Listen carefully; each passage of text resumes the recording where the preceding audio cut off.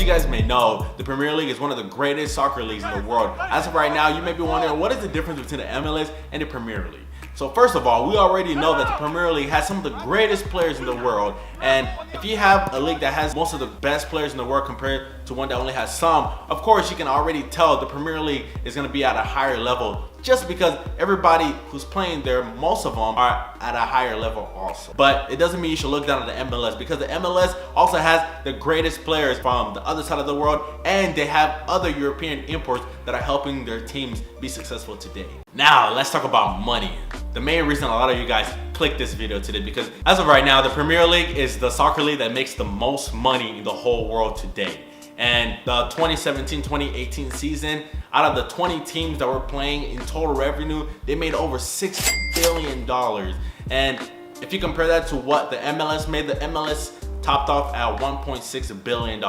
Both the Premier League and the MLS clubs, they all make profit off of sponsorship, prize monies, player sales, and broadcasting. Both leagues make predominantly a lot of their money from that source. But the difference is how that money is spread out into the league, how clubs get the money, who gets the money, and how players are played in general. So for the Premier League, everything that's put on TV, the broadcasting revenue, it's all broken down evenly to all the teams. And then from the teams, they decide how they want to spread it out in their clubs. But the rest of the money from that $6 billion you see in total revenue is split up, depending on where a team finishes, how much that club was shown on TV. But a lot of Premier League teams actually make a lot of their money from selling their own t-shirt sponsorships. They sell name rights to their stadiums, and they just make a lot of money on the side without even actually, players playing on the field. And that way, like, the clubs themselves can keep going and make as much money as they want, as long as they keep pushing all these external sources of income.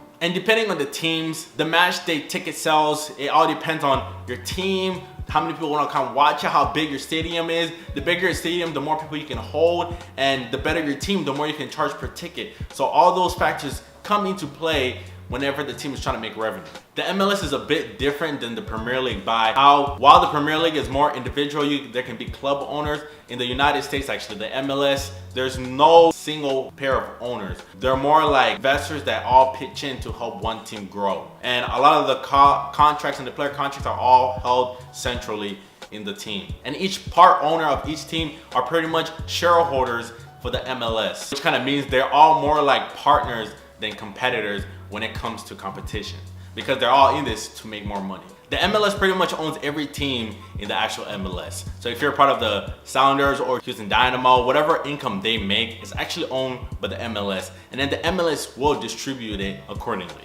And if there's any profit made at the end of the season, the MLS actually takes that profit and divides it upon all the investor operators, so everybody that put money into the league itself. So whatever income the teams make from their ticket sales, their stadium, and their local broadcasting rights, they get to keep. But even though they get to keep a lot of that money, they still have to give 30% back to the actual MLS.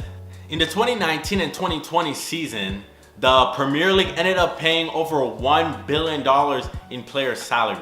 But the MLS is very different. There's actually a salary cap on the MLS teams. But ever since David Beckham came, they changed that rule and made it to where each team can actually have 3 players who can be above the salary cap. This way, now teams can get players from Europe who are expensive and put them on their squad to help them get that title at the end of the season. So thank you guys for watching this video. If you guys enjoyed it, be sure to hit the like button down below, and by all means subscribe. And if you have any questions, put it down in the comment section below, and I'll see you guys in the next video. JodabeniTV is